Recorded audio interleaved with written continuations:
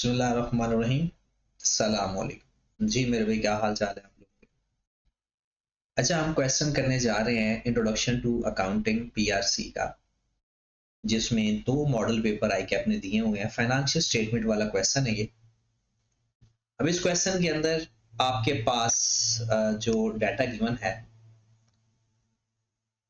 ये आपको summarise trial balance given है, जिसमें पीपीई गिवन है, एक्यूमुलेटेड डेप्रिसिएशन है, inventory, trade receivable, pre payments, advances, cash and bank balance, capital drawings, 14% loan, trade and other payables, revenue, purchases, selling expense, distribution expense, admin expense, rental income और interest on bank overdraft. Got it? उसके बाद आपको बता दिया गया जनाब additional information. पहली information है, कहता है cost of closing inventory in hand 31 दिसंबर 46300। सारी अमाउंट्स इन 1000 में है, तो हम एडिशनल इंफॉर्मेशन की भी 1000 कंसीडर नहीं करेंगे। उसके बाद कहता है physical inventory count revealed that goods costing 950, मतलब जिनकी कॉस्ट 950 है, ठीक है, goods costing 950 were returned by a customer for which no entry has been made. कहते हैं चीजें वापस आ गई हैं, लेकिन अभी तक हमने एंट्री पास नहीं की, तो कर देते हैं। अगली बात कहता है VT determined that these goods are out of fashion and can be sold 40% of the original selling price। 950 की चीजें 1300 की बेची थी, वो वापस आ गई, आउट ऑफ फैशन थी, अब वो अपनी असल कीमत पर बिकेगी भी नहीं। इसका मतलब है जब भी इन्वेंट्री डैमेज हो जाए, आउट ऑफ फैशन हो जाए, तो हम उसका lower of cost and NRV find करते हैं, ठीक है। तो जनाब सबसे पहले तो आप यहां पर अपना रजिस्टर निकाल लें। हाँ जी, पहली एडजस्टमेंट मैं आपको हल करवाने लगा हूं। आपका जो क्लोजिंग स्टॉक है ना, वो गिवन है 46300 का, ऐसा ही है। और एक सेल रिटर्न हुई है। सेल रिटर्न की एंट्री पता है? Sale return to account receivable, sale return to account receivable 1300 से। आप कहेंगे सर 950 वाली हो, भाई मेरे 950 उसकी कॉस्ट है, हमने उसको बेचा था 1300 से, तो जब वापस आएंगी तो हमारे जो रिसीवेबल और सेल्स कम होंगी वो 1300 से होंगी। दूसरा कहता है कि उसकी जो कॉस्ट है वो 950 है, और NRV कहता है जितने का बेचा था ना उसका 40%, मतलब 1300 का 40% पे आप बेच सकता है। तो कितनी NRV आ गई? 1300 मल्टीप्लाइड बाय 0.4, 520। दोबारा सुने, से रिटर्न हुई, से रिटर्न की एंट्री पास कर देंगे, और अब आपके पास ये सेल में से माइनस हो जाएगा 1300, और ये अकाउंट रिसीवेबल से माइनस हो जाएगा 1300। Got it? फिर उसके बाद वो कहता है कि जो आपने स्टॉक बेचा था उसकी कॉस्ट थी 950, NRV है 920। हम किस पे लिखते हैं? Lower of cost and NRV पे। हम किस पे लिखते हैं? Lower of cost and NRV पे। अगर क्वेश्चन साइलेंट हो ना, तो वो क्वेश्चन में कॉस्ट से वैल्यू पड़ी होती है, और इसको लिखना किस पे था? 520 पे। लोअर पे लिखना था ना, 950 से लिखा हुआ है, 520 पे लिखना चाहिए था। तो क्या करें? 950 माइनस 520, 430 से अपना क्लोजिंग स्टॉक जाकर माइनस कर देंगे। 430 से अपना क्लोजिंग स्टॉक माइनस कर देंगे, तो यहां पर आपका क्लोजिंग स्टॉक हो जाएगा -430, और आंसर देख लें 46300 minus 430, 45870। Got it? Closing stock की एडजस्टमेंट क्लियर, मतलब पहली एडजस्टमेंट ओके है। उसके बाद आप चाहो तो साथ साथ अपना कोई क्वेश्चन हल कर सकते हो, बट हम एक दफा सारी एडजस्टमेंट कर लें, फिर बारी बारी में आपको रेफर और लिंक करता जाऊं। ये मेरी पहली एडजस्टमेंट हो गई जिसमें मैंने 430 माइनस करना है क्लोजिंग स्टॉक में से और सेल रिटर्न करना है 1300, अकाउंट रिसीवेबल 1300। अब अगर मैं चाहूं तो ये इसको रिकॉर्ड करना चाहूं तो कर सकता हूं। मेरी सेल रिटर्न चेंज हुई, देखें ये सेल वाला कॉलम है, नजर आ रहा है ना, ये सेल्स में से 1300 माइनस हो जाएगा, 1811100 सेल लिखी हुई है, 1300 ये पहली एडजस्टमेंट वाला माइनस हो गया, ये मेरी सेल्स पूरी हो गई। ठीक है, अकाउंट रिसीवेबल पे जाए। अकाउंट रिसीवेबल जी आपका पढ़ाओ, अकाउंट रिसीवेबल में क्या करेंगे, 1300 माइनस हो जाएगा, यानी 36,800 से आपके अकाउंट रिसीवेबल गिवन है, 1300 ये वाला माइनस कर देंगे। मैं, क्योंकि मैंने तो कई दफा ये सवाल किया हुआ है, लेकिन आपने पेपर में ऐसे नहीं करना। पेपर में एक दफा सारी एडजस्टमेंट देखकर फिर ये सोचना है कि कोई और एडजस्टमेंट तो अकाउंट रिसीवेबल को चेंज नहीं कर रही।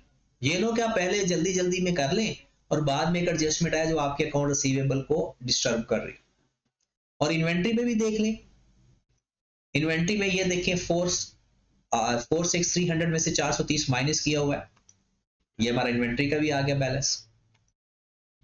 ये जो पहली एडजस्टमेंट है ना, जिस जिसको इफेक्ट की वो हमने लिख भी लिया, रेवेन्यू लिख लिया अपना, रिसीवेबल लिख लिया अपना, और ये पहली एडजस्टमेंट क्लियर है। दूसरी एडजस्टमेंट पे pre payment include fire insurance premium 300 paid for the owner personal premises. लो मेरे भाई, एक बात तो ये दूसरी एडजस्टमेंट करवाने लगा, एक बात तो याद रखें, ऑनर के लिए कुछ भी पे करो, वो चाहे एडवांस हो, चाहे एक्रूड हो, चाहे कुछ भी हो, वो सिर्फ ड्राइंग्स होती है, इसके अलावा आपने कुछ नहीं देखना।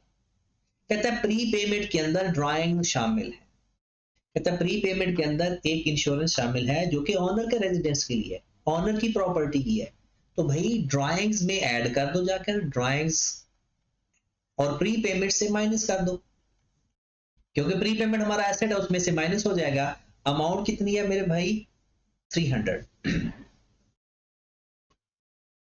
लो मेरे भाई, मैं दोबारा कह रहा हूं क्योंकि मैंने ये सवाल किया हुआ है, मुझे पता है इसकी एक एक एडजस्टमेंट सिंगल सिंगल इफेक्ट कर रही है, इसलिए मैं डायरेक्ट करवाता जा रहा हूं, लेकिन पेपर में आपने एक दफा सारी एडजस्टमेंट देखकर फिर काम करना। 3 ड्राइंग्स में प्लस हो जाएगा जी, और प्री पेमेंट में से जाकर माइनस हो जाएगा, तो जाकर देख ले, ये आपके पास प्री पेमेंट पड़ा हुआ 300 माइनस कर दो, और ये आपके पास ड्राइंग्स पड़ा, इसमें 300 ऐड कर दो, हो गया सवाल। दूसरी एडजस्टमेंट भी होगी। थर्ड एडजस्टमेंट पे आओ। On 1st June, a machine was given on quarterly rent 375 received in advance. लो जी, आप ना 1 जून को ना, ये एडजस्टमेंट नंबर 3, एडजस्टमेंट बार बार पढ़ा करो। ठीक, तीसरी एडजस्टमेंट, आपको याद होगा कि मैंने जब एक्रूवल एंड प्रीपेमेंट सिखाया था ना, तो एक टाइम लाइन के साथ सिखाता हूँ। ठीक है, आपके पास 1 जून को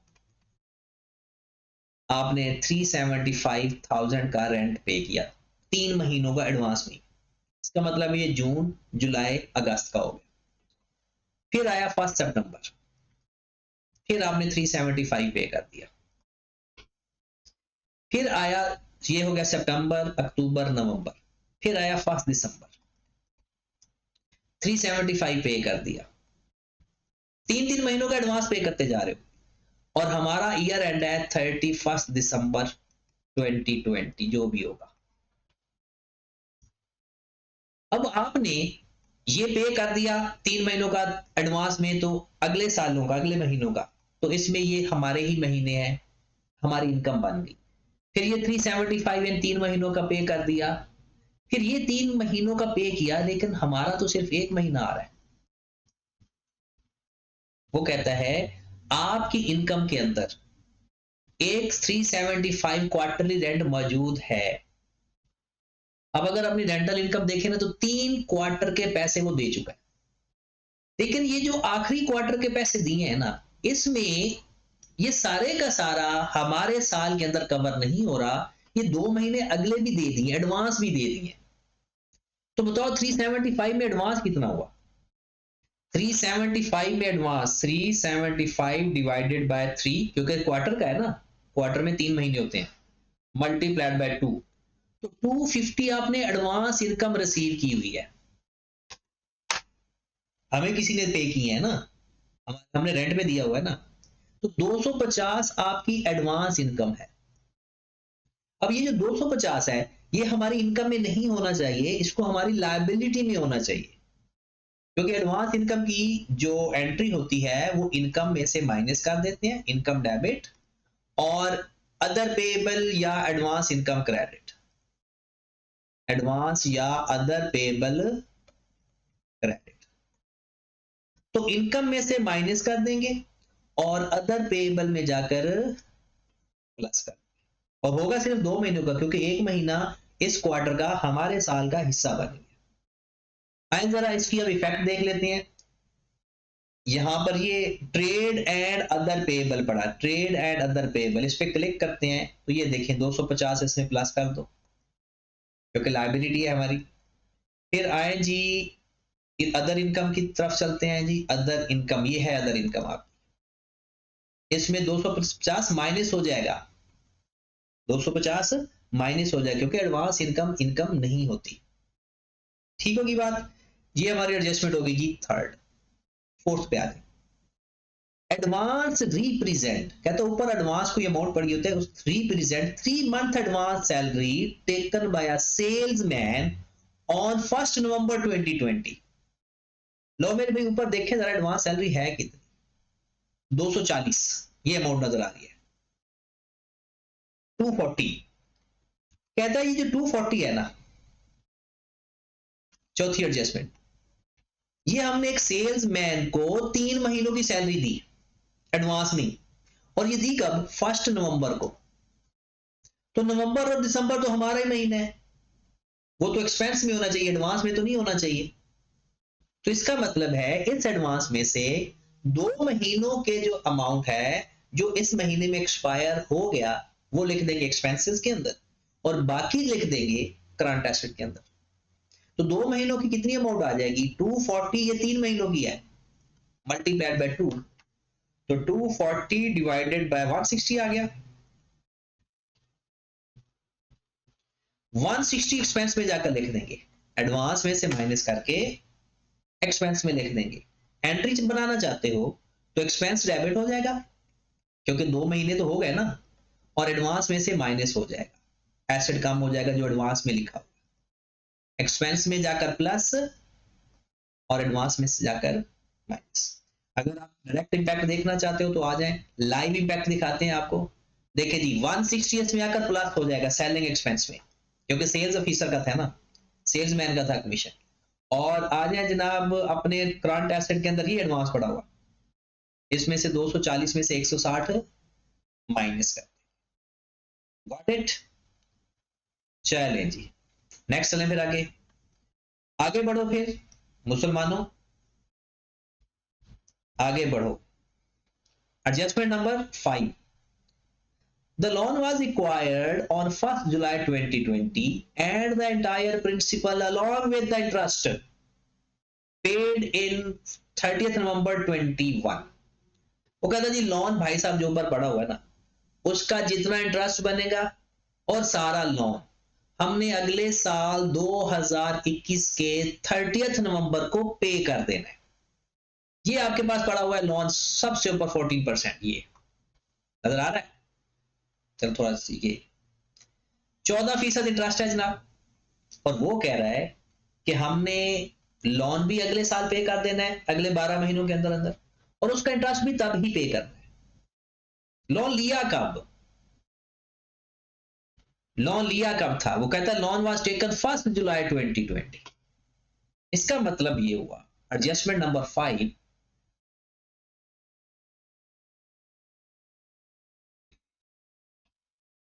लोन कितना है 17,500, इसका 14% और 6 महीने, इंटरेस्ट बनता है 17,500 multiply by 0.14 multiply by 6 divide by 12, 122।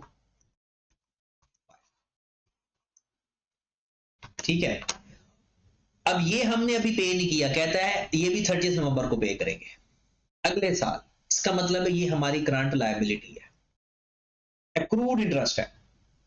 Loan और इंटरेस्ट को कभी मिक्स ना करना, इंटरेस्ट अलग ही चीज है। तो इंटरेस्ट हमारा आ जाएगा फाइनेंस कॉस्ट डेबिट और interest payable credit, interest payable credit कितनी अमाउंट से, 225225।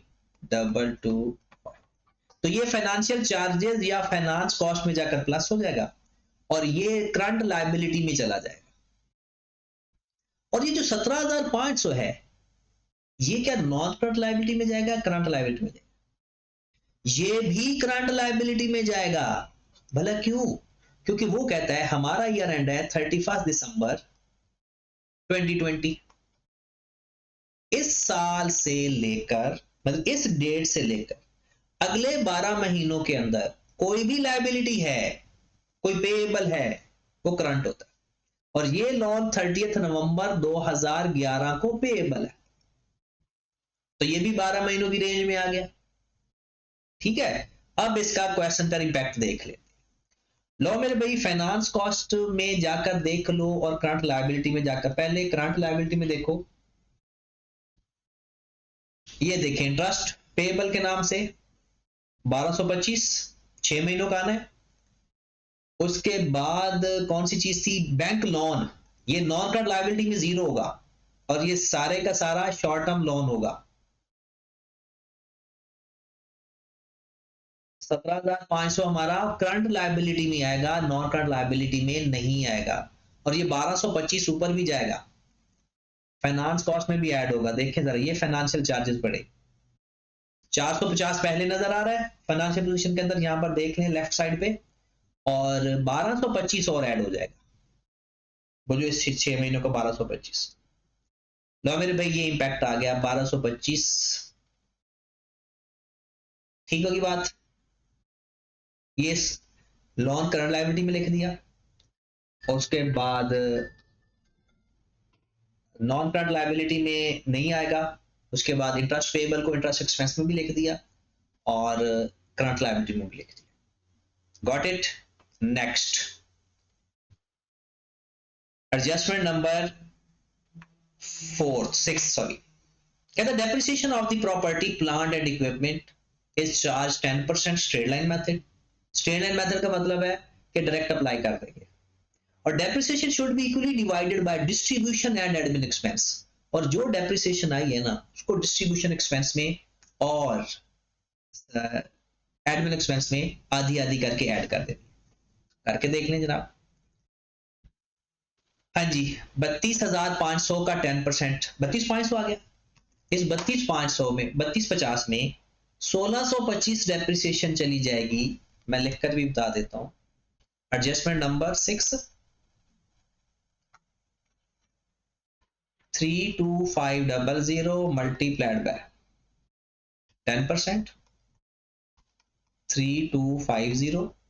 कहता है इसका करो हाफ, 1625 ऐड कर दो उसके अंदर एडमिन एक्सपेंस के अंदर, 1625 ऐड कर दो डिस्ट्रीब्यूशन एक्सपेंस के अंदर, और ये जो 3250 है ये प्लस हो जाएगा अक्यूमुलेटेड डेप्रिसिएशन के अंदर। इसके अंदर ऐड हो जाएगा अक्यूमुलेटेड डेप्रिसिएशन के अंदर।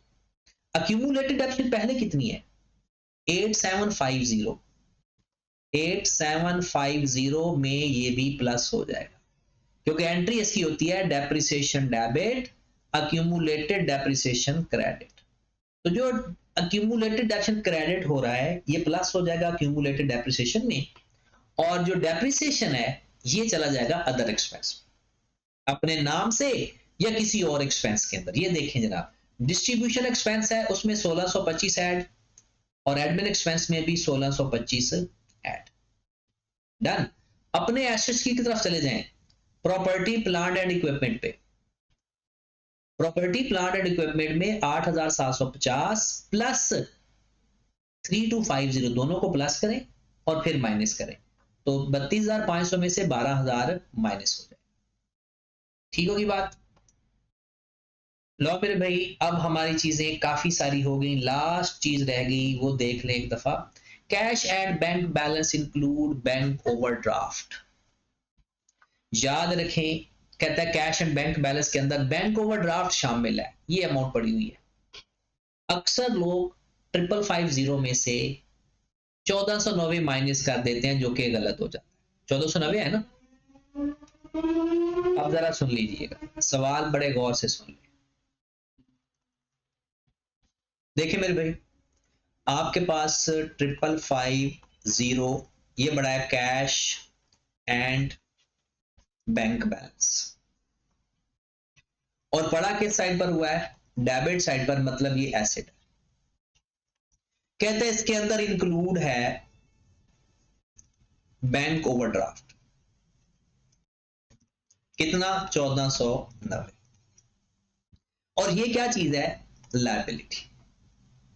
एक बात याद रखें, जब भी कोई एसेट और लायबिलिटी दो इकट्ठी चीजें शामिल हो ना, तो वो प्लस नहीं हुई होती, वो माइनस हुई होती है, क्योंकि एसेट और लायबिलिटी कभी प्लस हो ही नहीं सकते। तो 5550 में 1490 इंक्लूड का मतलब ये है उसमें से ये माइनस हुआ है। मतलब हमारे पास कोई कैश बैलेंस था, मतलब कितना कैश बैलेंस था? 550 प्लस 1490, ये था हमारा ओरिजिनल कैश बैलेंस। 5550 प्लस 1490, 7040, ये था असल में कैश। 1490 था बैंक ओवरड्राफ्ट, हमने उसमें से माइनस करके नेट करके 5550 लिख दिया। और अब मैं चाहता हूं उनको अलग अलग करना। तो याद रखें, जो पहले चीज माइनस हुई हो उनको अगर रिवर्स करना है तो ऐड बैक करने से होगा। प्लस हुई है तो माइनस करने से एलिमिनेट होता है, और अगर पहले माइनस हो चुकी है तो अब हम कहते हैं उसका इफेक्ट खत्म कर दो, तो माइनस ना करो, वापस प्लस कर दो। ठीक है। तो बैंक ओवरड्राफ्ट इस एसेट में शामिल होने का मतलब यह है कि वो लायबिलिटी है, ये एसेट है, ये पहले माइनस हुए हैं। अब अगर आप उसका इफेक्ट अलग अलग करना चाहते हो तो उसको वापस ऐड बैक कर दो, तो ये आपका ओरिजिनल कैश आ गया 7040, और ये बैंक ओवरड्राफ्ट आ गया 1490। राइट। जब भी एसेट और लायबिलिटी आपस में इंक्लूड हो तो आपस में वो माइनस हुई होती है। तो आए जरा देख लेते हैं। एक हमारे पास कैश एंड बैंक बैलेंस है, और ये बैंक ओवरड्राफ्ट कितना आएगा? ये तो सीधा सीधा 1490 है। कैश की वैल्यू भी लिखे जाके, कैश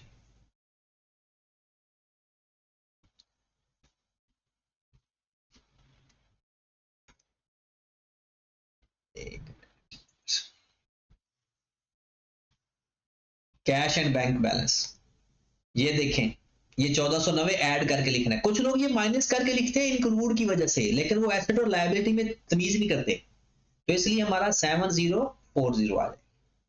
गॉट इट। अब हमारी सिर्फ एक चीज रह गई, कॉस्ट ऑफ सेल।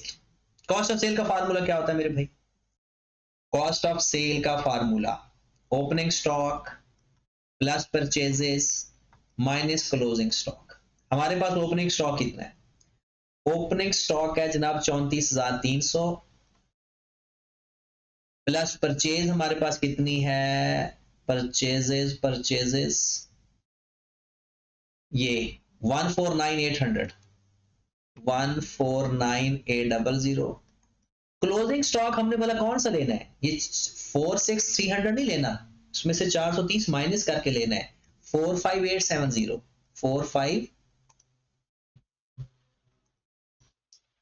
45870, ये डायरेक्ट वैल्यू बता दें मुझे।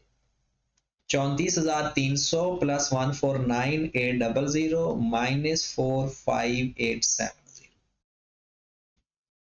45 है।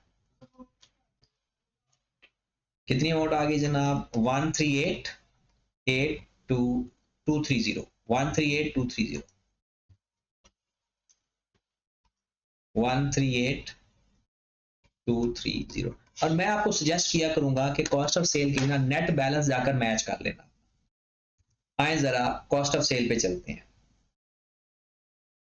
ये है कॉस्ट ऑफ सेल। आप ढूंढो जरा आपकी वैल्यू कितनी है? 138,230, 138, ये देखें उसने पूरी इक्वेशन भी बनाई हुई है। अब जरा 179,800 माइनस ये कितनी अमाउंट आई थी? 138,230, यही है ना 138,230। कितना आंसर आ गया? 41570, ये हमें खुद लिखना पड़ेगा, 41570, 41570। फिर जनाब ऑपरेटिंग प्रॉफिट पे आ जाए, इसमें से माइनस कर दें सारे एक्सपेंसेस, 12610 इक्वल के बाद वाले 10425 माइनस 9085, कितनी अमाउंट आ गई, 9450, 9450। फिर इसमें अदर इनकम ऐड कर दो और फाइनेंस कॉस्ट माइनस कर दो, प्लस 875 माइनस 1675, 8650, 8650, ये हमारा नेट प्रॉफिट आ गया। अब आए जरा आगे बढ़ते हैं। हाँ जी, प्लांट यहां पर, एसेट्स यहां पर नेट प्रॉफिट अपना लिख लो आके, 8650, 8650। अब आ जाते हैं अपना करंट एसेट का टोटल करते हैं, 45870 प्लस 35500 प्लस 80 प्लस 480 प्लस 7040, तो कितना आ गया, 88970, 88970। टोटल एसेट में वो ऐड कर दो ऊपर, प्लस नॉन करंट एसेट भी ऐड कर दो, 20500, 109,470। कैपिटल कितना है जनाब, कैपिटल भी लिख लो क्वेश्चन से देख के, कैपिटल है मेरे भाई 60395, 60395, गॉट इट। फिर उसके बाद टोटल इक्विटी कर लो, प्लस इसमें कर दो नेट प्रॉफिट, 60395 प्लस 8650 माइनस 8780, तो कितना आ गया जनाब, 60,265,